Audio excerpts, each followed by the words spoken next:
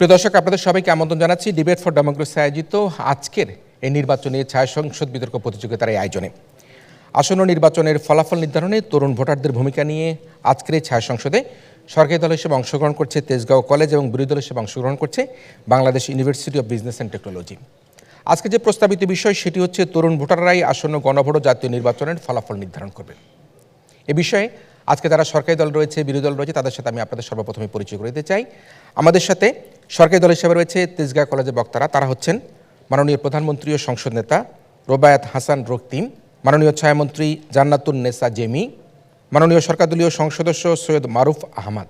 আজকের এই প্রতিযোগিতায় যারা বিরোধী দল হিসেবে রয়েছেন তারা হচ্ছেন Bangladesh university of business and টেকনোলজির বক্তারা মাননীয় বিরোধী দলীয় নেতা মোস্তাফিজুল ইসলাম ইমন, মাননীয় বিরোধী দলীয় উপনেতা আয়েশা সিদ্দিকা এবং মাননীয় বিরোধী দলীয় সংসদ সদস্য আমানুল্লাহ আমান। এই ছায়া সংসদ বিতর্ক প্রতিযোগিতায়, যাকে আমরা নির্বাচনী বিতর্ক প্রতিযোগিতা হিসেবে আখ্যায়িত করছি, এবং এখানে আমরা আজকে তৃতীয় স্থান নির্ধারণী প্রতিযোগিতা, এই প্রতিযোগিতায় যে পাঁচজন সম্মানিত বিচারক বিচার কার্য সম্পাদন করবেন তারা হচ্ছেন মোহাম্মদ আতিকুর রহমান, সাবেক বিতার্কিক ও সাংবাদিক; পরবর্তী বিচারক সাংবাদিক আরিফুজ্জামান মামুন, কূটনৈতিক প্রতিবেদক, আমাদের সময়; এরপরে রয়েছেন অধ্যাপক আবু মোহাম্মদ রইস, লেখক, বিতর্ক সংগঠক ও নাট্যকার; পরবর্তী বিচারক জান্নাতুল ফেরদৌসি, সাবেক বিতার্কিক ও অ্যাডভোকেট, ঢাকা জজ কোর্ট। আমরা আমাদের আজকের বিতর্ক অনুষ্ঠানটি পর্যবেক্ষণ করে এই ছায়া সংসদে এই তরুণ বিতার্কিকদের, যারা আগামী নির্বাচনে, আসন্ন নির্বাচনে ফলাফলের ক্ষেত্রে গুরুত্বপূর্ণ ভূমিকা রাখবে, সেই তরুণ বিতার্কিকদের বক্তব্য আলোকে প্রধান অতিথি হিসেবে বক্তব্য প্রদান করবার জন্য আমাদের সাথে যিনি উপস্থিত রয়েছেন উপদেষ্টার পদমর্যাদায় মাননীয় প্রধান উপদেষ্টার বিশেষ সহকারী অধ্যাপক ডক্টর আলী রিয়াজ। শুরু করছি আমাদের ছায়া সংসদ। আমরা আমাদের আজকের আসন্ন গণভোট জাতীয় নির্বাচন নিয়ে আয়োজিত নির্বাচনী বিতর্ক প্রতিযোগিতার তৃতীয় স্থান নির্ধারণী এই প্রতিযোগিতার সম্মানিত প্রধান অতিথি, বিচারক মণ্ডলী, যারা বিতার্কিকগণ রয়েছেন, তাদের সম্পর্কে আমরা জেনেছি। আমি শুরুতেই আজকের ছায়া সংসদের মাননীয় প্রধানমন্ত্রী ও সংসদ নেতা রোবায়াত হাসান রক্তিমকে আহ্বান করছি তার প্রস্তাব উত্থাপন এবং উত্থাপিত প্রস্তাবের আলোকে বক্তব্য প্রদান করবার জন্য। মাননীয় সংসদ নেতা। তারুণ্যের প্রথম ভোট অমুক মার্কাই হোক, এমন কোনো দল নেই যে এই প্রতিপাদ্যটি ব্যবহার করেনি, এমন কোনো তরুণ নেই যে এই প্রতিপাদ্যটি শুনেনি। এবং মাননীয় স্পিকার, এটা শুনতে শুনতে আমরা যতজন তরুণ আছি আমরা খুব একটা স্পেশাল ফিল করছি বর্তমান রাজনৈতিক অঙ্গনে। ধন্যবাদ মাননীয় স্পিকার, ধন্যবাদ বিচারক মণ্ডলী এবং উপস্থিত সকলকে। আজকের বিতর্কটা বোঝার জন্য আমাদের বুঝতে হবে বাংলাদেশের প্রেক্ষাপট। 2 বছর আগের বাংলাদেশ আর এখনের বাংলাদেশ কি এক আছে? অবশ্য নয় মাননীয় স্পিকার। 2 বছর আগে আমি যখন আমার বাবা নানার সাথে রাজনৈতিক বিষয়ে আলাপ করতে যেতাম, তারা আমাকে বলতো তুই তো কিছুই বুঝিস না। কিন্তু বর্তমানে আমার বাবা ও নানা নিজে এসে জিজ্ঞেস করে, রক্তিম বলতো বর্তমানে রাজনৈতিক পরিস্থিতি কেমন আছে। অর্থাৎ মাননীয় স্পিকার, এই যে জুলাই বিপ্লব, এই জুলাই বিপ্লবটি তারুণ্যের মধ্যে একটা পরিবর্তন এনেছে, বাংলাদেশের রাজনৈতিক অঙ্গনে একটা পরিবর্তন এনেছে। সেই পরিবর্তনটা শুধুমাত্র সরকার পতনের নয় মাননীয় স্পিকার, সেই পরিবর্তনটা আমরা বিশ্বাস করি প্রবীণদের মধ্যকার যে সকল রাজনৈতিক চিন্তাগুলো ছিল সেই চিন্তাগুলোকে শিফট করে তরুণের মধ্যে প্রভাবিত করেছে মাননীয় স্পিকার। অর্থাৎ এই পরিবর্তনটা প্রবীণদের মধ্য থেকে রাজনৈতিক চিন্তাধারা শিফট হয়ে তরুণদের মধ্যে প্রভাবিত হওয়ার পরিবর্তন। মাননীয় স্পিকার, এবার পরবর্তীতে এলো জুলাই। সেই জুলাইয়ে যখন আমরা দেখতে পেরেছি ছাত্রদল বলুন, ছাত্র শিবির বলুন, কিংবা মাননীয় স্পিকার যেই দলেরই হোক না কেন, কিংবা যে কিনা কোনো প্রকার রাজনৈতিক অঙ্গনে নেই তার কথাও যদি বলি, প্রত্যেকে ঐক্যবদ্ধ হয়ে রাষ্ট্রের জন্য, দেশের চিন্তা করে মাঠে নেমেছে। অর্থাৎ মাননীয় স্পিকার, এতে করে আমরা কি বুঝি? এতে করে একটা বিষয় বুঝি, তরুণদের মধ্যে দেশের সাথে একত্রিত হওয়ার যে ইনসেন্টিভ বা যে আদর্শ, সেই আদর্শগত মিলটা রয়েছে মাননীয় স্পিকার। অর্থাৎ মাননীয় স্পিকার, আজকে যখন জুলাই স্পিরিট নিয়ে আমরা কথা বলি, আজকে যখন নব্য গণতন্ত্রের পুনঃপ্রতিষ্ঠা নিয়ে কথা বলি, আমরা বিশ্বাস করি এই তরুণরাই গণতন্ত্রের পুনঃপ্রতিষ্ঠার আইডিয়াটা সবচেয়ে বেশি ধারণ করে। এক, দ্বিতীয়ত মাননীয় স্পিকার, জুলাই স্পিরিটকে এই তরুণরা সবচেয়ে বেশি ধারণ করে। 2, এবার মাননীয় স্পিকার আসুন, আজকে কেন এই যে তরুণদের প্রতি সবাই মুখিয়ে আছে, কারণ প্রত্যেক প্রবীণ থেকে শুরু করে মধ্যবয়স্কী সবাই মনে করে যে তরুণদের ভিতর এক ধরনের যৌক্তিকতা রয়েছে, অর্থাৎ কালেকটিভ র্যাশনালিটি রয়েছে মাননীয় স্পিকার ওদের ভিতর। সেই কালেকটিভ র্যাশনালিটির কারণে তারা সামগ্রিকতা ভুলে গিয়ে, তাদের নিজস্ব আইডিওলজি ভুলে গিয়ে রাষ্ট্রের জন্য যেটা দরকারি শুধুমাত্র সেই ডিসিশন নেওয়ার একটা ইনসেন্টিভ রাখে মাননীয় স্পিকার। ঢাকা বিশ্ববিদ্যালয়ের রাষ্ট্রবিজ্ঞানের বিভাগের অধ্যাপক সাব্বির আহমেদ স্যার বলেন যে আজকাল আদর্শিক রাজনীতি যেটা সেটা চলে না, বরঞ্চ নীতিমালার রাজনীতি চলে, এবং এই নীতিমালার রাজনীতির সবচেয়ে বড় নির্ধারক হচ্ছে তরুণ সমাজ। অর্থাৎ মাননীয় স্পিকার, আজকে নীতিমালার উপর নির্ভর করে একমাত্র যারা ভোট দিবে তারা হচ্ছে আপনার তরুণ সমাজ, রেদার দেন যারা কিনা সবসময় লয়াল থাকে কোনো একটা পার্টির প্রতি, তারা এমনেও লয়াল অমনেও লয়াল, তাদের ভোটটা আসলে খুব বেশি ম্যাটার করছে এই সুইং ভোটাররা কোন দিকে শিফট হচ্ছে। আর আমরা বিশ্বাস করি সেই সুইং ভোটাররা হচ্ছে মাননীয় স্পিকার তরুণ, কারণ তাদের ভিতর কালেকটিভ রেশনালিটি হচ্ছে, এবং সেই ভিত্তিতেই তারা মাননীয় স্পিকার পরবর্তী নির্বাচনের মাধ্যমে গণতন্ত্র পুনঃপ্রতিষ্ঠা করবে। ধন্যবাদ সকলকে, ধন্যবাদ। ধন্যবাদ আজকের ছায়া সংসদের মাননীয় সংসদ নেতা তথা প্রধানমন্ত্রীকে তার প্রস্তাব উত্থাপন এবং উত্থাপিত প্রস্তাব আলোকে বক্তব্য প্রদান করবার জন্য এই পর্যায়ে আহ্বান জানাচ্ছি মাননীয় বিরোধী নেতা মুস্তাফিজুল ইসলাম ইমনকে তার বক্তব্য প্রদান করবার জন্য। ধন্যবাদ মাননীয় স্পিকার আমাকে সুযোগ দেওয়ার জন্য। দেখেন মাননীয় স্পিকার, আজকে যখন তারা বলে তরুণরা 4,44,00,000 অথবা 40% তরুণ তারা বিগত 3 নির্বাচনে ভোট দিতে পারে না, তারা যখন বলে বিগত 3 নির্বাচনে ভোট দিতে পারেনি বলে তারা হচ্ছে সুইং ভোটার, তখন মনে প্রশ্ন জাগে এই সুইং ভোটারদের আদর্শ কি? তার মনে প্রশ্ন জাগে মাননীয় স্পিকার, এই সুইং ভোটাররা একই বাক্সে ভোট দিবে কিনা। দুইটা ছবি দেখায় মাননীয় স্পিকার। প্রথমটা বিএনপির সমাবেশ, এইখানে কি মাননীয় স্পিকার তরুণ নেই? দ্বিতীয়টা মাননীয় স্পিকার জামাতের সমাবেশ, এইখানে কি তরুণ নেই মাননীয় স্পিকার? এই যে তরুণদের মাননীয় স্পিকার ডাইভার্ট হচ্ছে মাননীয় স্পিকার, এই তরুণরা এক এক দিকে এক এক আদর্শ তৈরি করছে, তাহলে এই তরুণদের মধ্যে স্পেসিফিক সুইং ভোটার কারা, যারা কোন আইডিওলজিতে বিশ্বাস করে মাননীয় স্পিকার? মাননীয় স্পিকার দ্বিতীয় কথা মাননীয় স্পিকার, আমরা আপনাকে দেখাবো যখন আপনারা ভোট ব্যাংক তত্ত্ব বলছেন যে না তারা হচ্ছে সুপিরিয়র কারণ তাদের ভোট ব্যাংক তত্ত্ব নাই, তখন বিতর্কে দুইটা জিনিস পরিষ্কার করা দরকার। ই প্রত্যয় দিয়ে আসলে কি বুঝাচ্ছেন? আমরা ধরে নিচ্ছি ই প্রত্যয় দিয়ে বুঝাচ্ছে তরুণরা একমাত্র ভূমিকা পালন করবে মাননীয় স্পিকার, এবং আমরা যখন নির্দিষ্ট সংজ্ঞায়ন পাই না তখন আসলে বুঝতে পারি না নির্বাচনের ফলাফল বলতে আসলে কি বোঝাচ্ছে। আমরা বিশ্বাস করি নির্বাচনের ফলাফলের সবচেয়ে বড় ভাইটাল রোল প্লে করবে আপনার ভোট। আসলে আপনার ভোট বাক্সে কে আসলে কি ভোটটা দিয়েছে, এই ভোট ব্যাংকের তত্ত্ব যখন সে বিশ্বাস করে না, আমরা আপনাকে দেখাই মাননীয় স্পিকার পার্লামেন্টারি ইউনিয়ন বলে পরপর 3 বার যদি সুষ্ঠু নির্বাচন না হয় তাহলে আপনি সুনির্দিষ্ট কোনো ভোট ব্যাংকের তত্ত্ব দিতে পারবেন না। আমরা যখন মাননীয় স্পিকার দেখতে পারি আমার আগে আমিন নির্বাচন হয়, নিশিরাতের নির্বাচন হয়, বিনা ভোটের নির্বাচন হয়, মৃত চাচা কবর থেকে ভোট দেয়, ওই ভোট নিয়ে মাননীয় স্পিকার আপনি কখনো ভোট ব্যাংকের তত্ত্ব নিতে পারবেন না। বরঞ্চ আমরা পুরো সামগ্রিক বাংলাদেশকে নিয়ে একটা আইডিওলজি দেখাতে পারি, সেখানে তরুণ প্রবীণ প্রবাসী মাননীয় স্পিকার প্রত্যেকটা শ্রেণীর মানুষ গুত্র সবাই একসাথে একই আদর্শে একই বাক্সে ভোট দিবে, সেটা হচ্ছে ফেসিবাদ বিরোধী আদর্শ মাননীয় স্পিকার। আমরা বিশ্বাস করি এই যে আপনারা ইনসেন্টিভের কথা বলছেন পুরো বিতর্কে, তাদের হচ্ছে জুলাইদের চেতনা ধরে, এই জুলাইদের চেতনা মাননীয় স্পিকার সবচেয়ে বেশি ধরেছে 17 বছর ধরে আমাদের বেগম খালেদা জিয়া মাননীয় স্পিকার। মাননীয় স্পিকার এই যে ডক্টর ইউনূস যে ফেসিস্টের বিরুদ্ধে লড়াই করছে, আমাদের প্রধান অতিথি স্যার এই ফেসিস্টের বিরুদ্ধে মাননীয় স্পিকার জুলাই সনদ দিয়ে দিয়েছে মাননীয় স্পিকার। এই জিনিসগুলো কি প্রমাণ করে? শুধু তরুণ না, তরুণ প্রবীণ বৃদ্ধ আপনার বনিতা সহ প্রত্যেকটা শ্রেণী মাননীয় স্পিকার আমার দেশের গণতান্ত্রিক ভূমিকা রাখবে, এবং যাদের মধ্যে ফেসিবাদ বিরোধী মাননীয় স্পিকার ভূমিকা আছে তারাই দিন শেষে একই বাক্সে আমার গণভোটে হ্যাঁ ভোট জয়যুক্ত করবে মাননীয় স্পিকার। সামগ্রিক তরুণদের কোনো আইডিওলজি দেখাতে পারছে না, প্রমাণ করতে পারছে না আসলেই কি আমার ভোট ব্যাংক আছে কিনা, আগের নির্বাচনগুলোতে তরুণদের কি ভূমিকা ছিল।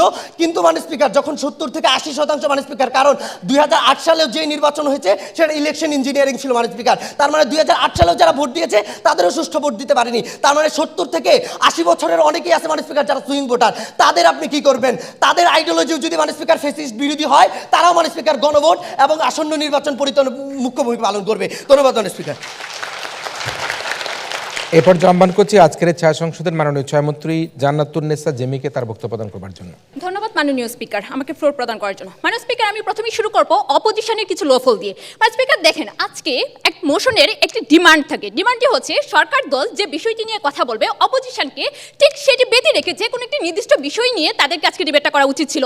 যে জায়গায় অপোজিশন আজকে পুরো ডিবেটটি করে যায় বিস্তৃতভাবে, তারা প্রবাসী নিয়ে কথা বলছে, তারা বৃদ্ধদের নিয়ে কথা বলছে, কিন্তু মাননীয় স্পিকার কোনো নির্দিষ্ট কারা এই যে তরুণদেরকে বেঁধে রেখে কারা আসলে এই ফলাফলটা নির্ধারণ করবে তার সুনির্দিষ্ট কোনো একটি নির্ধারক আজকে তারা দেখিয়ে দিতে পারেনি।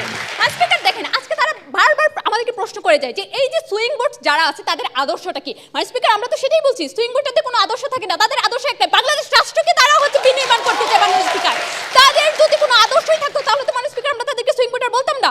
তাদের আদর্শই একটা, তারা বাংলাদেশকে নিয়ে গর্বিত এবং তারা বাংলাদেশ কি হচ্ছে জুলাই আন্দোলনের মাধ্যমে যে অভ্যুত্থানটা হয়েছে সেইটার মাধ্যমে হচ্ছে তারা বাংলাদেশকে বিনির্মাণ করতে চায়, এটাই তাদের আদর্শ। স্পিকার দেখেন আমরা বারবার বলে যাচ্ছি যে দেখেন শুধুমাত্র তরুণরাই ভোট দিবে না, সবাই ভোট দিবে, কিন্তু আপনার ভোটের ফলাফলটা নির্ধারণ করবে এই তরুণদের দ্বারাই। আমার প্রধানমন্ত্রী এই প্রত্যয় দ্বারা বারবার আপনাদেরকে বুঝিয়ে দিয়ে গিয়েছে যে তরুণরাই একমাত্র হচ্ছে এই ফলাফলটা নির্ধারণ করবে, বাকিরাও ভোট দিবে, যেটা আপনারা মিস করে যান। মানে স্পিকার দেখেন তরুণরা শুধু ভোটই দিবে না মাননীয় স্পিকার, তারা হচ্ছে সেই গণভোটে কারা কারা ভোট দিবে সেটাও প্রভাবিত করে, সেটা পরিবার হতে পারে, বন্ধু বান্ধব হতে পারে, সামাজিক আশেপাশে যারাই হতে পারে মাননীয় স্পিকার, তারা হচ্ছে এই প্রভাবিত করে মাননীয় স্পিকার। মাননীয় স্পিকার দেখেন বাস্তব উদাহরণ দিই, আজকে আজকে আমার দেশে যখন বিশ্ববিদ্যালয়ের তরুণরা আলাপ করে যে চাকরি সংকট, খাদ্যদ্রব্য থেকে শুরু করে, স্পিকার আমার তরুণরা যদি গুরুত্বপূর্ণই না হবে, জুলাই আন্দোলনে যে মানুষ স্পিকার এই যে একজন দুইজন তরুণ থেকে শুরু করে হাজার হাজার তরুণ রাস্তায় নেমে এসেছে কিসের মাধ্যমে মাননীয় স্পিকার? একজন দুইজন তরুণ থেকে মানুষ স্পিকার হাজার তরুণে প্রভাবিত হয়েছে, তাদের যে মতামতগুলা এই যে ইস্যু ভিত্তিক আমার তরুণরা বুঝে, সুইং ভোটাররা বুঝে মাননীয় স্পিকার। আমি কি ইস্যু ভিত্তিক রাজনীতিতে যাব, পরিস্থিতি বুঝে কি সিদ্ধান্ত নিব, নাকি আমার দলের প্রতি অন্ধবিশ্বাস থেকে মানুষ স্পিকার আমি ভোট দিব? সুইং ভোটাররা মানুষ স্পিকার অন্ধবিশ্বাস থেকে ভোট দেয় না, তারা মানুষ স্পিকার ইস্যুগুলাকে, পরিস্থিতিগুলাকে অ্যানালাইসিস করতে জানে, তারা মানুষ স্পিকার সেই অনুযায়ী হচ্ছে দলগুলোকে ভোট দিবে। মানুষ স্পিকার এই ভোটটা তারা নির্ধারণ করে অ্যাক্টিভিটি থেকে, দলগুলো যদি ভালো কাজ করে তারা সিদ্ধান্ত নেয় ঠিক আছে আমি তো এই দলের রাজনীতি করি না, তারপরে ওই ভোটটা আমি এই দলকেই দিব। কেন মাননীয় স্পিকার? কারণ এই দল আমার বাংলাদেশের জন্য ভালো, এই দল আমার রাষ্ট্রের জন্য ভালো। মাননীয় স্পিকার এভাবেই হচ্ছে এই ভোটের ফলাফল নির্ধারিত হবে। ধন্যবাদ মাননীয় স্পিকার আমাকে সুযোগ প্রদানের জন্য। এবার জবাব জানাচ্ছি আজকের ছায়া সংসদের মাননীয় বিরোধী উপনেতা আয়েশা সিদ্দিকাকে তার বক্তব্য প্রদান করবার জন্য। ধন্যবাদ মাননীয় স্পিকার আমাকে ফ্লোর প্রদান করার জন্য। মাননীয় স্পিকার প্রথমেই তুলনামূলক যুক্তি খণ্ডন দিয়ে শুরু করছি। মাননীয় স্পিকার সরকারি দলের প্রধানমন্ত্রী কি বলে গিয়েছিলেন যে মার্কা ম্যাটার করে না। এক্স্যাক্টলি মাননীয় স্পিকার মার্কা ম্যাটার করে না। মাননীয় স্পিকার 26-এর নির্বাচনে মার্কা ম্যাটার করবে না, 26-এর নির্বাচনে ম্যাটার করবে যে জনগণ অ্যান্টি ফ্যাসিজমের বিরুদ্ধে রুখবে। মাননীয় স্পিকার তারা ঐক্যবদ্ধ হয়ে অ্যান্টি ফ্যাসিজমের বিরুদ্ধে যাবে। মাননীয় স্পিকার সরকারি দলের দুজন যখন বারবার বলছে তরুণদের নির্দিষ্ট কোনো ভোট ব্যাংক নেই, বিগত 3 নির্বাচনে তরুণ ভোটাররা ভোট দিতে পারে নাই, ভোটের ফলাফল নির্ধারণ হয় 10 থেকে 12% ভোটের ব্যবধানে, তাই 25 থেকে 27% তরুণ আসন্ন গণভোটের ফলাফল নির্ধারণ করবে। মাননীয় স্পিকার আপনাকে ধন্যবাদ জানিয়ে যুক্তি খণ্ডন করছি। মাননীয় স্পিকার গণভোটের নির্দিষ্ট কোনো দল নেই, গণভোটের নির্দিষ্ট কোনো ভোট ব্যাংক নেই, গণভোটের নির্দিষ্ট কোনো ভোট বাক্স নেই। মাননীয় স্পিকার গণভোটে কারা ভোট দিবে? মাননীয় স্পিকার গণভোটে ভোট দিবে জুলাই আন্দোলন পরবর্তী সব শ্রেণী পেশার ভোটাররা। মাননীয় স্পিকার আজকের বিতর্কের দ্বিতীয় লেন্স হলো সংসদ নির্বাচনের ফলাফলে কারা ভূমিকা রাখবে। মাননীয় স্পিকার সরকারি দল বলছে 25 থেকে 27% তরুণ ভোটাররা, তাহলে মাননীয় স্পিকার বাকি 76% ভোটাররা কই? মাননীয় স্পিকার এরপর দেখেন 24শে জুলাইয়ের সব মানুষরা কই? মাননীয় স্পিকার বিগত 25 বছর বাংলাদেশে কোনো সুষ্ঠু নির্বাচন হয় নাই। মাননীয় স্পিকার সুতরাং ভোট ব্যাংকের হিসাব বাংলাদেশে এক্সিস্টই করে না। মাননীয় স্পিকার 60 বছর বয়সী ভোটারদের আইডিওলজি আমরা জানি না, যে 4 কোটি তরুণ ভোটাররা আছে তাদের প্রমাণিত কোনো আইডিওলজি সরকারি দল প্রমাণ করতে পারছে না, দেখাতে পারছে না, যেখানে আমাদের চোখের সামনে দেখছি মাননীয় স্পিকার 24শে জুলাই সব মানুষরা 2026-এর নির্বাচনের ফলাফলকে নিয়ন্ত্রণ করবে। মাননীয় স্পিকার আজকে হাসান আহমেদ চৌধুরী কিরণের সংসদে একটা কথা বলে যেতে চাই খুব স্পষ্ট করে। মাননীয় স্পিকার এভরি ভোট ম্যাটার্স। মাননীয় স্পিকার অর্থাৎ প্রতিটি ভোটই গুরুত্বপূর্ণ। মাননীয় স্পিকার শুধুমাত্র 4 কোটি কিংবা 8 কোটি প্রবীণ ভোটার নয়। মাননীয় স্পিকার প্রত্যেকটি ভোটারই আমাদের জন্য অত্যন্ত গুরুত্বপূর্ণ। মাননীয় স্পিকার কারণ মাননীয় স্পিকার আমরা বিগত 25 বছর ভোট দিতে পারিনি। মাননীয় স্পিকার দিনের ভোট রাতে হয়েছে, আমিডামি নির্বাচন হয়েছে। মাননীয় স্পিকার ভোট কেন্দ্রে কুকুর বিড়াল ঘুমিয়েছে। মাননীয় স্পিকার কিন্তু এবার আমরা ভোট দিতে চাই। মাননীয় স্পিকার আমরা এবার ভোট দিতে চাই ফ্যাসিজমের বিপক্ষে। মাননীয় স্পিকার ফ্যাসিজম বিরোধী শক্তিকে আমরা ঐক্যবদ্ধ করে আমরা ভোট দিতে চাই। মাননীয় স্পিকার সুতরাং মাননীয় স্পিকার আমার ভোট আমি দেব, তোমার ভোটও আমি দেব, সবার ভোট আমি দেব, এই নীতির বাস্তবায়ন আমরা আর দেখতে চাই না। মাননীয় স্পিকার সুতরাং মাননীয় স্পিকার আজকের সংসদে এই অপকৌশলের প্রস্তাবটি যেন কোনোভাবেই গৃহীত না হয় তার জোর দাবি জানিয়ে শেষ করছি। ধন্যবাদ। এবার জম্বন করছি আজকের ছায়া সংসদের মাননীয় সরকার দলীয় সংসদ সদস্য সৈয়দ মারুফ আহমদকে তার বক্তব্য প্রদান করবার জন্য। এখন যৌবন যার মিছিলে যাবার তার শ্রেষ্ঠ সময়, এখন যৌবন যার যুদ্ধে যাবার তার শ্রেষ্ঠ সময়। মাননীয় স্পিকার যুগে যুগে কালে কালে এই তরুণরাই বিপ্লব এনেছে, তরুণরাই পরিবর্তন এসেছে। এই তরুণ ছাড়া আমাদের 52-এর ভাষা আন্দোলন, 71-এর যুদ্ধ বা জুলাই আন্দোলন আমরা কোনোভাবেই দেখতে পারতাম না। মাননীয় স্পিকার আজকে আমাদের বিতর্কের মূল বিষয়টা কি, যে ভবিষ্যৎ গণভোট এবং যে নির্বাচন হচ্ছে এটার যে ফলাফল এটা নির্ধারণ করবে কারা? আমরা বলে যাচ্ছি তরুণ ভোটাররা। আমাদের আজকের বিতর্কের মূল বিষয়টাই হচ্ছে যে আমরা একটা জিনিস ধরে আগাচ্ছি এবং বিরোধী দল থেকে আসা উচিত যে কারা এর বিরুদ্ধে দাঁড়াবে। তারা কিন্তু এখন দাঁড় করতে পারেনি। তারা বলে যাচ্ছে যে ফ্যাসিবাদ বিরোধী চেতনা যারা বেশি ধারণ করে তারাই হচ্ছে এই ভোটের ফলাফলটা পরিবর্তন করবে।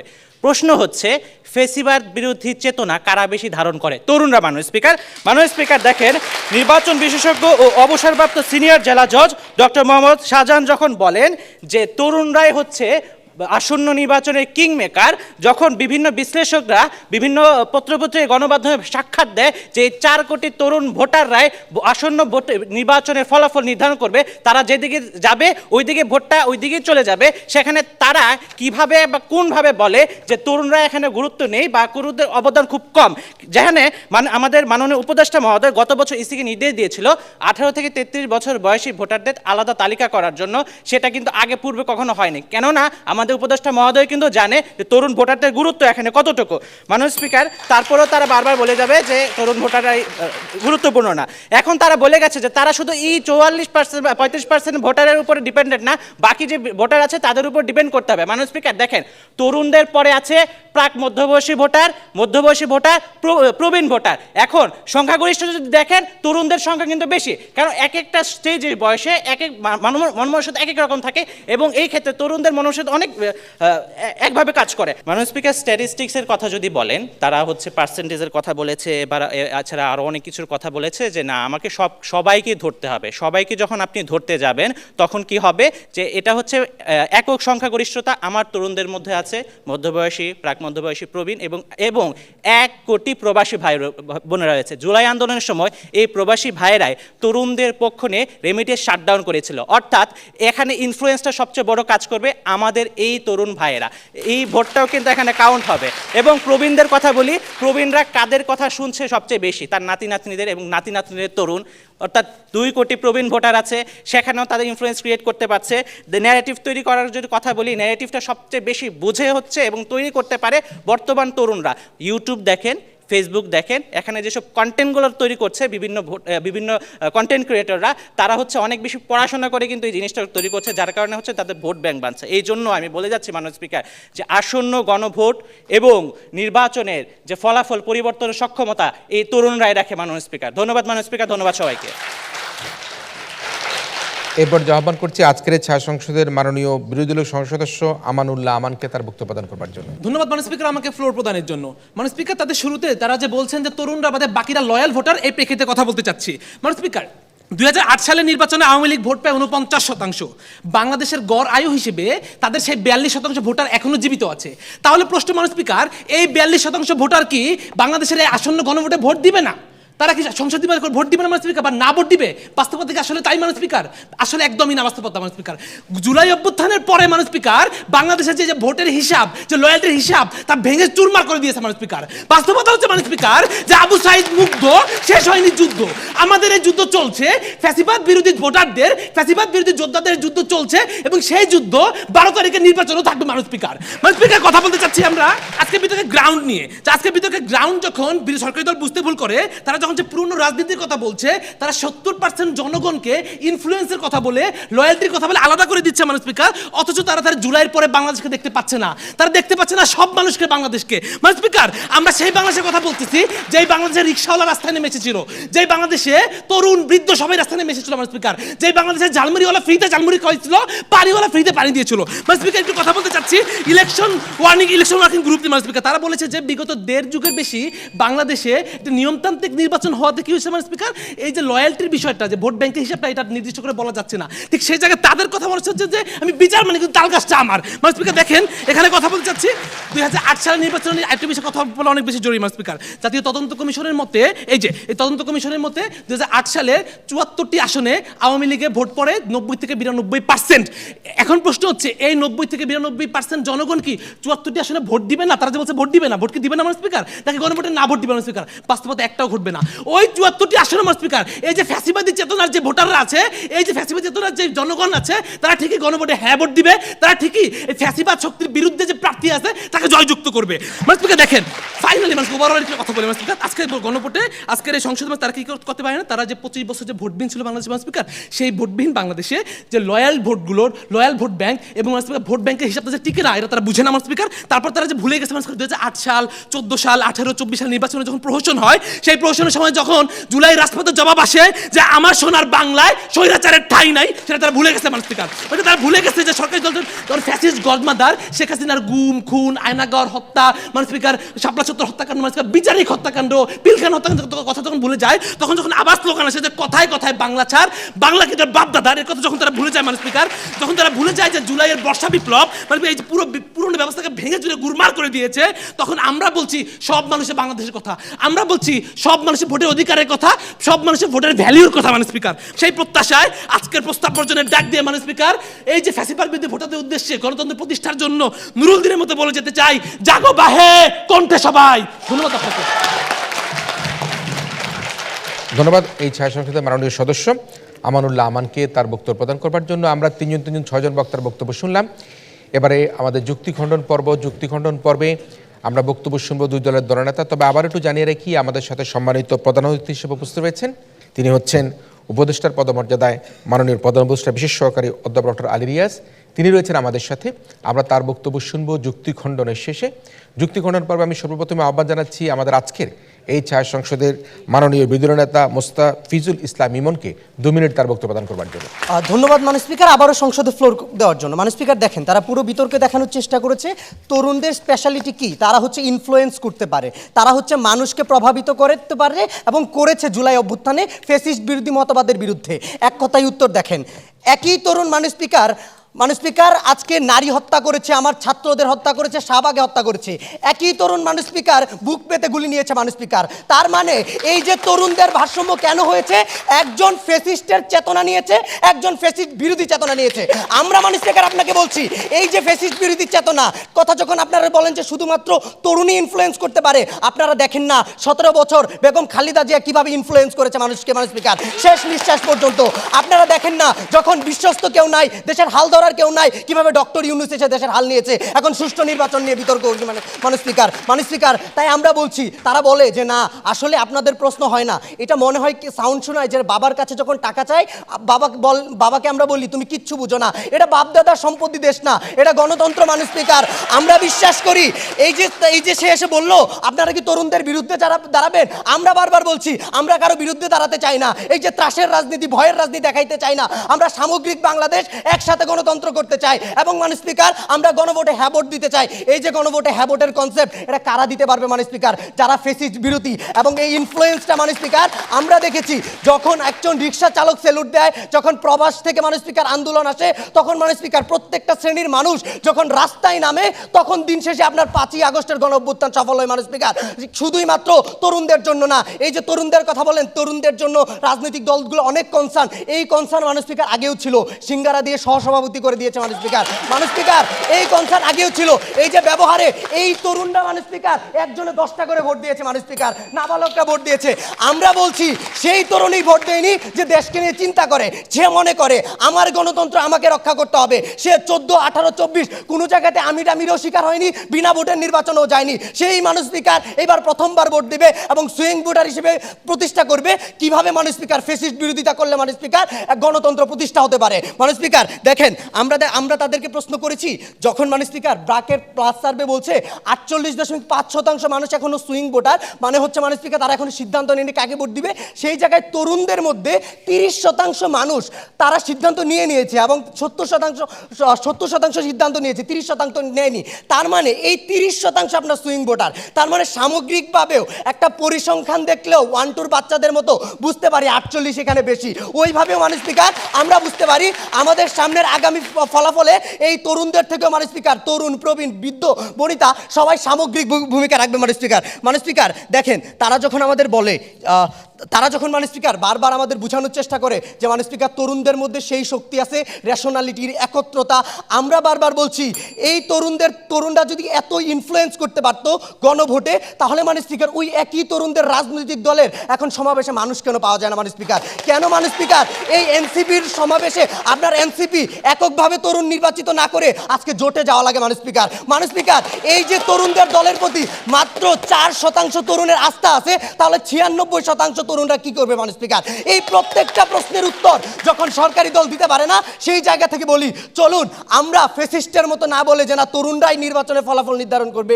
আমরা বলি মানুষ স্পিকার যে সমস্ত বাঙালি সবাই একসাথে আমাদের ভোটের ফলাফল নির্ধারণ করবে যারা ফেসিস্ট বিরোধী চেতনা বিশ্বাস করে। এবং আমরা আবারও বলতে চাই এভরি ভোট ম্যাটার্স।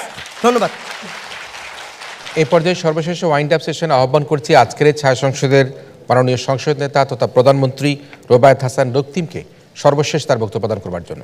মাননীয় স্পিকার, 91 সালে যখন নির্বাচনটা হয় সেই নির্বাচনে ভোট পড়ে টোটাল 55.45% এবং সেই ভোটে সর্বপ্রধান নিয়ামক ছিল হচ্ছে 90-এর সময়ের গণ আন্দোলনে যে সকল তরুণরা ছিল সেই তরুণরা মাননীয় স্পিকার। অর্থাৎ একটা গণ আন্দোলন পরবর্তী রাষ্ট্র দেখতে একটু অন্যরকম হয়, যেই জায়গাতে তারা পুরোটা বিতর্ক করে না, তারা পুরোটা বিতর্ক করে 2008 সালে কী হয়েছিল এবং 2024 সালে কী হচ্ছে সেই জায়গাতে মাননীয় স্পিকার। প্রথম সমস্যা। দ্বিতীয় সমস্যা, তারা যখন বলে যে ফেসিবাদ বিরোধী সবাই ভোট দিলেই হবে, তখন মাননীয় স্পিকার আমার মনে প্রশ্ন আসে জাতীয় নির্বাচনে এমন কোন দলটা আছে যাদেরকে ভোট দিলে ফ্যাসিবাদ জয়ী হবে?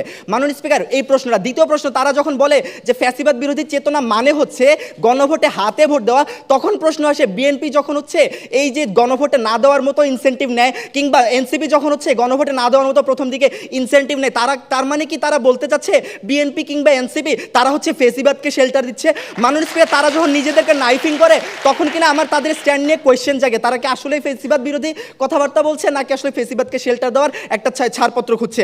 তারপর মাননীয় স্পিকার, তারা যখন দাবি করে যে বর্তমানে সবাইকে নিয়ে ভোট করব, মাননীয় স্পিকার শুরুতে আমার যে এই যে ডিবেটের স্ট্রাকচারটা আজকে যখন আমি লিখি, আমার 3 নম্বরের স্ট্রাকচারে ছিল আমি এই অ্যাপ্রোচটা করব যে আজকের ডিবেটে এটা আলাপ না যে কে ভোট দিবে, কারা কি বাকিকে কেউ ভোট দিবে না। মানে আমরা বলি যে সবাই ভোট দিবে, তার ভিতর কে সবচেয়ে বড় নিয়ামক হিসেবে কাজ করবে।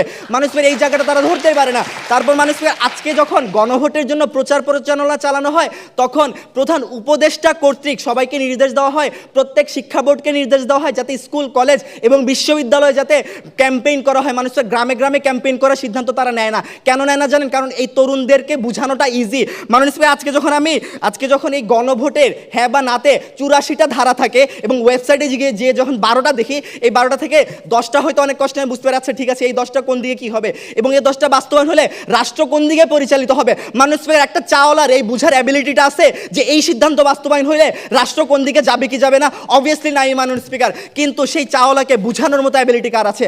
আমার আপনার আছে মাননীয় স্পিকার, আপনি আছি, আমি এবং বিরোধী দল আছে মাননীয় স্পিকার, যারা তাদের নলেজ দিয়ে আজকে এত সুন্দর বিতর্কটা করেছে, তার হাতে এই অ্যাবিলিটিটা আছে। সে যে তার চাওয়ালা মামাকে বলবে, মামা দেখেন গণভোটে যদি হ্যাঁ ভোট না দেন তাহলে কিন্তু 12টা বাজে যাবে, মামা আপনি গণভোটে হ্যাঁ ভোট দেন। এই যে তরুণরা যে এঙ্গেজ করতেছে এই জায়গাটা টোটালি অ্যাভয়েড করে যায়। মাননীয় স্পিকার, আজকে যখন তারা এনসিপিকে একপাক্ষিকভাবে তরুণদের রিপ্রেজেন্টেটিভ ধরে ফেলে তখন আমরা বুঝি যে তারা এই যে একপাক্ষিক বা একক রাজনৈতিক আদর্শে বিশ্বাস করে, সেটা আমরা বিশ্বাস করি। আমরা মনে করি মাননীয় স্পিকার, এই এনসিপি যখন ভুল ডিসিশন নেয় তখন কিন্তু তাসলিম যারা সেখান থেকে বের হয়েছে, কারণ তরুণদের ভিতর সেই র্যাশনাল কালেকটিভ র্যাশনালিটি রয়েছে মাননীয় স্পিকার। অর্থাৎ তরুণরা ডিসিশন মেকিং এর ক্ষেত্রে কখনো দল প্রথা ফলো করে না, কখনো কোনো ট্যাগ ফলো করে না, কখনো সিঙ্গারা খেয়ে সভাপতিত্ব ফলো করে না মাননীয় স্পিকার। রেদার তারা ফলো করে দেশের জন্য কোনটা ইম্পর্ট্যান্ট এবং সেই জিনিসটা তারা অলরেডি প্রুফ করেছে মাননীয় স্পিকার। কীভাবে প্রুফ করেছে? আমরা দেখেছি জুলাই আন্দোলনের সময় প্রত্যেকটা তরুণ রাস্তায় নেমে এসেছিল। প্রথমে তরুণরা এসে যখন পুলিশের মাইর খাইছে, তারপর মানুষের রিক্সাওয়ালারা তাকে এসে সাপোর্ট করেছে। অর্থাৎ তরুণরা নিজেদের গায়ে বুলেট নিয়ে পর্যন্ত মানুষকে ইনফ্লুয়েন্স করে ভালো কিছুর জন্য মানুষকে। সেই ইনফ্লুয়েন্সটাই আগামী রাষ্ট্রে দরকার। সুতরাং মানুষের বিতর্কের শেষে এখানে যত তরুণ আছে, যত তরুণ প্রজন্মের মানুষ আছে, প্লিজ আপনারা গণভোটের বিষয়ে সবাইকে সচেতন করুন, নিজেরা সচেতন হোক এবং নিজেরা ভোট দেন। ধন্যবাদ মানুষকে, ধন্যবাদ সকলকে। ধন্যবাদ এই ছায়া সংসদের মাননীয় সংসদ নেতা তথা প্রধানমন্ত্রীকে এই পর্বে তার বক্তব্য দিয়ে শেষ করবার জন্য। যুক্তির আকাশে প্রতিবাদী সূর্য, তুমি সাইদ তুমি মুগ্ধ। আমরা সাইদ, মুগ্ধ, ওয়াসিম, নাফিস ছাত্র জনতার রক্তের উপরে দাঁড়িয়ে আজকে আসন্ন জাতীয় সংসদ নির্বাচন এবং গণভোট আমরা করতে যাচ্ছি। আসন্ন নির্বাচন যদি সুষ্ঠু এবং গ্রহণযোগ্য না হয় তাহলে জুলাইয়ের অভ্যুত্থানে যে চেতনা, সেই চেতনা ব্যর্থ হবে, জন আকাঙ্ক্ষা ব্যর্থ হবে। জুলাই অভ্যুত্থানের চেতনা ব্যর্থ হওয়ার অর্থ হচ্ছে আমাদের ভোট, গণভোট, জাতীয় নির্বাচন যদি ব্যর্থ হয় তাহলে কিন্তু আগামীর যে রাষ্ট্র, সে রাষ্ট্র ব্যর্থ হবে, জনগণের আকাঙ্ক্ষা ব্যর্থ হবে। আজকে বিএনপি, জামায়াত, এনসিপি প্রত্যেকেরই প্রত্যাশা ব্যর্থ হবে। সুতরাং আমাদেরকে আজকে একেবারে নির্বাচনের অল্প কয়েকটি দিন বাকি থাকতে আমাদের প্রত্যেকটি রাজনৈতিক দল, বিএনপি, জামায়াত, এনসিপি সহ সকলকে শপথ নিতে হবে যাতে আমরা আমাদের আসন্ন গণভোট এবং জাতীয় নির্বাচনকে যারা ব্যর্থ করবার চেষ্টা করছেন সে ব্যর্থতার ফাঁদে আমরা পা দিব না। নির্বাচন ছাড়া কোনো বিকল্প নেই। আগামী 12ই ফেব্রুয়ারিতে গণভোট এবং জাতীয় নির্বাচন হতেই হবে, এবং সেই নির্বাচনের জন্য আজকে যারা প্রার্থী রয়েছেন, ভোটার রয়েছেন, সরকার রয়েছেন, রাজনৈতিক দল রয়েছেন, সকলে মিলে আমরা ঐক্যবদ্ধ হবে। আমরা আমাদের এই জাতীয় নির্বাচনকে, গণভোটকে আমরা যেভাবে প্রচার প্রচারণার মাধ্যমে ইতিমধ্যে আমরা মুখরিত করে তুলেছি, সেই মুখরিত অবস্থার মধ্যে আমাদের নির্বাচন নিয়ে আর কোনো দ্বিধাদ্বন্দ্ব নেই।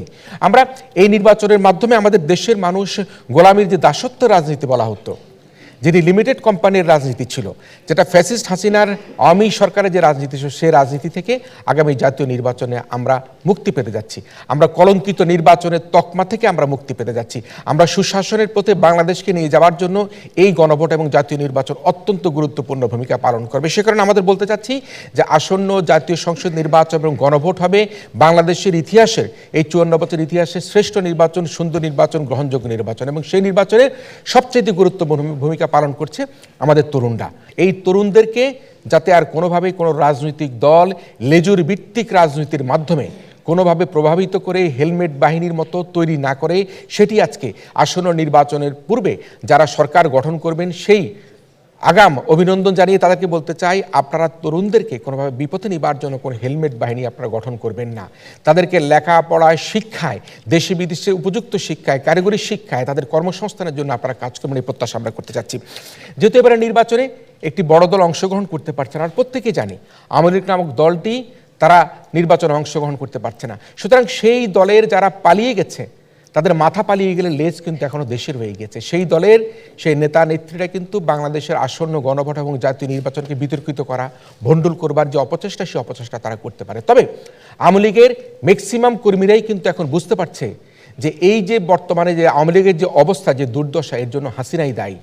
শেখ হাসিনার একনায়ক তত্ত্ব, তিনি নিজকে রাষ্ট্র মনে করতেন, যিনি নিজকে বাপের তালুক মনে করতেন, তার জন্যই যে এই বাংলাদেশের বর্তমান পরিণতি। এবং আওয়ামী লীগের যারা বর্তমানে ভোটার রয়েছেন, তারা কিন্তু বিশ্বাস করতে শুরু করেছেন যে বাংলাদেশের বর্তমান যে অবস্থা এবং আওয়ামী লীগের যে রাজনীতির যে বিপর্যয় নেমে এসেছে, এর জন্য তাদের পতিত সাবেক প্রধানমন্ত্রী, তাদের নেত্রী শেখ হাসিনাই কিন্তু সার্বিকভাবে বাংলাদেশের এবং আওয়ামী লীগের বর্তমান বিপর্যয়ের জন্য প্রধানত দায়ী।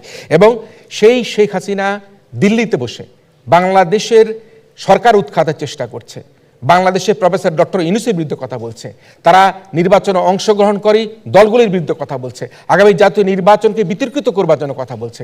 আমরা বলতে চাই, ডিবেট ফর ডেমোক্রেসির পক্ষ থেকে আজকে শত তরুণের সামনে শপথ নিয়ে বলতে চাই, আবারও বাংলাদেশে কোনো ফ্যাসিজমের উত্থান হতে দেওয়া যাবে না। আবারও বাংলাদেশে যারা জুলাই হত্যাকারী 1400-1500 মানুষকে হত্যা করেছে, তাদেরকে রাজনীতি করবার আর কোনো সুযোগ করতে দেওয়া যাবে না। তবে আওয়ামী লীগ, তার দলে যারা সমর্থক রয়েছেন, তারা নিশ্চয়ই ভোট দিতে পারবেন। তারা চাইলে তারা নতুন রাজনীতি তারা অংশীদার হতে পারবেন। তবে আওয়ামী লীগ নামক রাজনীতি বাংলাদেশে আর পুনঃপ্রতিষ্ঠা হবে কিনা, সেটি কিন্তু বাংলাদেশের জনগণই কিন্তু ভবিষ্যতের জন্য তারা চিন্তা করবেন। আমরা আরেকটা কথা বলতে চাচ্ছি, সেটি হচ্ছে আমাদের জাতীয় রাজনীতিতে মতপার্থক্য থাকবে। সেই মতপার্থক্য একটা প্রতিযোগিতার মতপার্থক্য থাকবে। কিন্তু গত 3, 4, 5, 7 দিনের প্রচার প্রচারণায় আমরা যেটা দেখতে পাচ্ছি, দুই প্রধান দলের মধ্যে তারা যে সহিংস পরিবেশ করবার জন্য করছেন, সেটি কিন্তু আমাদেরকে শঙ্কিত করে। সে কারণে আমি আহ্বান জানাতে চাই যে প্রধান দুটি রাজনৈতিক দল রয়েছে, যাতে নির্বাচনী প্রচার প্রচারণায় কোনোভাবে কোনো সহিংস পরিবেশ সৃষ্টি করে যারা নির্বাচনকে ভণ্ডুল করবার চেষ্টা করছে, তাদেরকে সুযোগ যাতে করে না দেন। সেজন্য আমি আজকের প্রধান রাজনৈতিক দল যারা নির্বাচনে অংশগ্রহণ করছেন, ফ্যাসিস্ট বিরোধী যে শক্তি রয়েছে, সেই শক্তির প্রতি আহ্বান জানাতে চাই।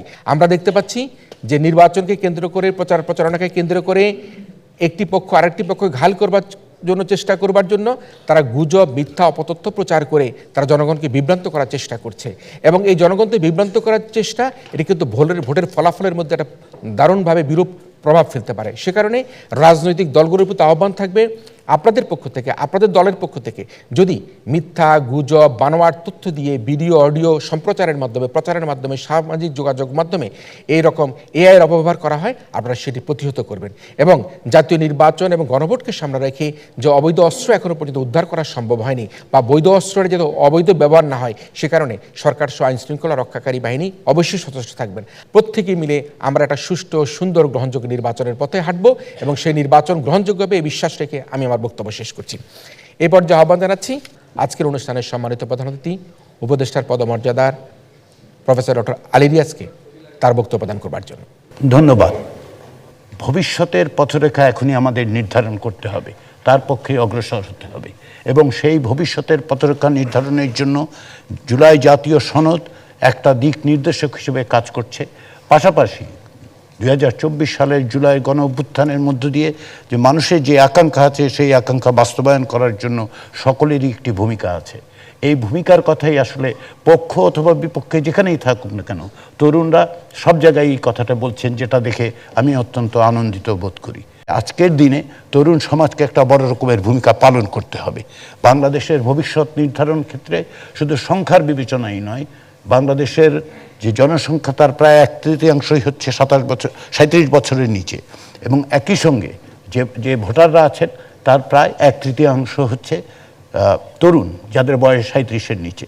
কেবল সংখ্যার বিবেচনা নয়, বিবেচনাটা করতে হবে এইভাবে যে তারা প্রকৃতপক্ষে ভবিষ্যতে বাংলাদেশকে তৈরি করবেন। কারণ যে বাংলাদেশে আমরা আছি সেই বাংলাদেশ এক অপরিমেয় সম্ভাবনার দেশ। সেই সম্ভাবনাকে যদি আমরা অর্জন করতে চাই, সেই সম্ভাবনাকে বাস্তবায়িত করতে চাই, তাহলে বাংলাদেশে যে তরুণ সমাজ আছে তাদেরকে শিক্ষায়, জ্ঞানে এবং যুক্তির চর্চায় যুক্ত হতে হবে, এবং তার মধ্য দিয়ে একটা নতুন বাংলাদেশ গড়ে তোলা যাবে। সেই বাংলাদেশ গড়ে তোলার সম্ভাবনাটা বাংলাদেশের তরুণরা নেতৃত্ব দিয়ে তৈরি করেছেন। তাদের নেতৃত্বে বাংলাদেশের সমাজের বিভিন্ন অংশের মানুষ যুক্ত হয়েছেন বলেই 2024 সালের গণ অভ্যুত্থান সফল হয়েছে, এবং একই সঙ্গে ভবিষ্যতেও তাদেরকে এই দিক নির্দেশকের ভূমিকা পালন করতে হবে। কিন্তু কেবল তরুণদের দিয়েই হবে এটাও আমি বলছি না। আমাদেরকে অবশ্যই মনে রাখতে হবে যে ভবিষ্যৎ তরুণদের কিন্তু সমস্ত দেশকে তারা এগিয়ে নিয়ে যাবেন, যে দেশের মধ্যে বিভিন্ন বয়সী মানুষ আছেন। এবং শুধু বয়সের বিবেচনা নয়, আমাদেরকে এটাও বিবেচনা করতে হবে যে আমরা যে পথ তৈরি করব সেই পথ তরুণরা কী ধরনের পথ তৈরি করবেন।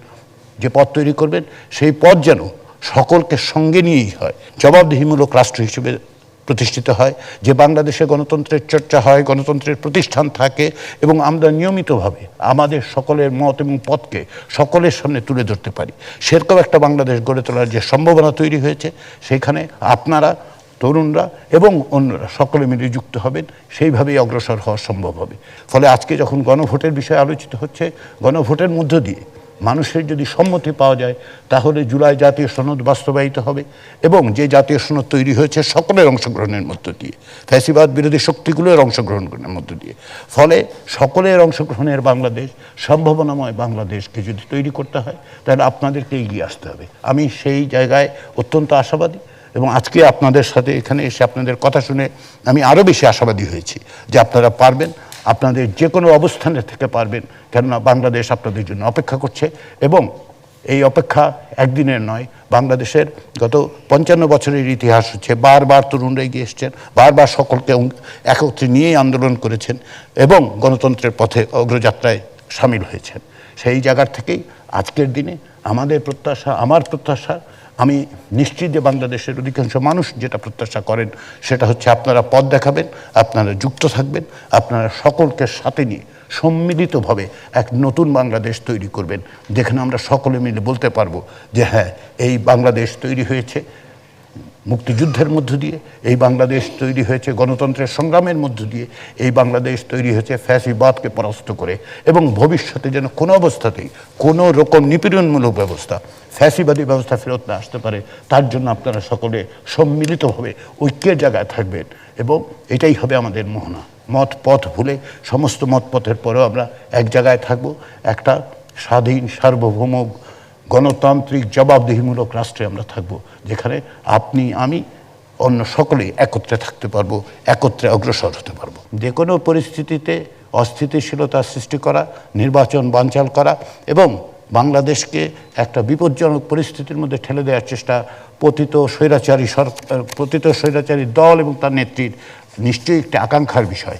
কিন্তু আমরা সকলে মিলে একটি ফ্যাসিস্ট সরকারকে পরাজিত করতে পেরেছি। আমরা চাইলে সকলে ঐক্যবদ্ধ থাকলে, রাজনৈতিক দলগুলো ঐক্যবদ্ধ থাকলে, জনগণ ঐক্যবদ্ধ থাকলে, এবং বিশেষ করে বাংলাদেশে যারা ভবিষ্যৎ, একটা সম্ভাবনাময় ভবিষ্যৎ দেখতে চান, সেই তরুণরা একত্রিত থাকলে আমি নিশ্চিত যে এরকম যে কোনো রকম সংখ্যা আমরা মোকাবেলা করতে পারবো, তা উতরাতে পারবো। এখন পর্যন্ত ভারতের পক্ষ থেকে এই ইঙ্গিতই পাওয়া যাচ্ছে যে ভারত রাষ্ট্রভিত্তিক, অর্থাৎ রাষ্ট্রের বনাম রাষ্ট্র এবং বাংলাদেশের জনগণের সাথে সম্পর্কের ব্যাপারে উৎসাহী হচ্ছেন না। এটা ভারতের দীর্ঘমেয়াদী স্বার্থের অনুকূল নয়। তবে ভারতের স্বার্থের চেয়েও বড় কথা হচ্ছে যে বাংলাদেশের জনগণের জন্য এটা অত্যন্ত প্রয়োজনীয় যে বাংলাদেশের মানুষ যেন বুঝতে পারেন যে জাতীয় স্বার্থ ভিত্তিক পররাষ্ট্রনীতি এটা কেবল অন্তর্বর্তী সরকারের বিষয় নয়, যারাই ক্ষমতায় আসবেন যে দল, তাদেরকেও এটা সুস্পষ্টভাবে নির্ধারণ করতে হবে যে জাতীয় স্বার্থকে প্রাধান্য দিয়ে বাংলাদেশের স্বাধীনতা এবং সার্বভৌমত্বকে অক্ষুণ্ণ রেখে আমাদেরকে নীতি নির্ধারণ করতে হবে। 12ই ফেব্রুয়ারি শেষ নয়, 12ই ফেব্রুয়ারি যাত্রার নতুন পদক্ষেপ মাত্র। ধন্যবাদ। ধন্যবাদ প্রফেসর ডক্টর আলী রিয়াজ স্যারকে তার চমৎকার বক্তব্যের জন্য। আমরা আমাদের সম্মানিত বিচারকদের ফলাফল হাতে পেয়ে গেছি। হানা ভোটের মাধ্যমে সে ফলাফল আমরা ঘোষণা করব। আজকে যে প্রস্তাব, সে প্রস্তাবটি হচ্ছে তরুণ ভোটাররাই আসন্ন গণবড় জাতীয় নির্বাচনের ফলাফল নির্ধারণ করবে। যারা এই প্রস্তাবের পক্ষে আছেন তারা হা বলুন। প্রস্তাবের পক্ষ দল হা বলুন। যারা প্রস্তাবের পক্ষে আছে হা বলুন। আর যারা প্রস্তাবের বিপক্ষে আছে না বলুন। প্রস্তাবের বিপক্ষ দল না বলুন। যারা প্রস্তাবের বিপক্ষে আছে না বলুন। আমরা হা না ভোট পেয়ে গিয়েছি। আজকের ছায়া সংসদে এই প্রস্তাবটি গৃহীত হয়েছে। যেহেতু এই ছায়া সংসদে এই প্রস্তাবটি গৃহীত হয়েছে, সে কারণে বলতে হচ্ছে আজকের এই মক পার্লামেন্টে এই প্রস্তাবটি গৃহীত হওয়ার কারণে হাজযুক্ত হয়েছে, হাজযুক্ত হয়েছে এবং হাজযুক্ত হয়েছে। হাজযুক্তের কারণে আমরা আমাদের গণভোট এবং জাতীয় নির্বাচন নিয়ে আয়োজিত নির্বাচনী বিতর্ক প্রতিযোগিতার আজকে তৃতীয় স্থান নির্ধারণী এই প্রতিযোগিতায় তেজগাঁও কলেজকে আমরা বিজয়ী বলে ঘোষণা করছি। সুপ্রিয় দর্শক মণ্ডলী, আপনারা যারা এতক্ষণ আমাদের আজকের এই ছায়া সংসদটি দেশে বিদেশে যেখানে অবস্থান করে দেখেছেন, আপনাদের সবাইকে আগামী পার্লামেন্ট, আগামী সংসদ দেখার আমন্ত্রণের মধ্যে দিয়ে আজকের মতো এই মক পার্লামেন্ট এখানে শেষ করছি।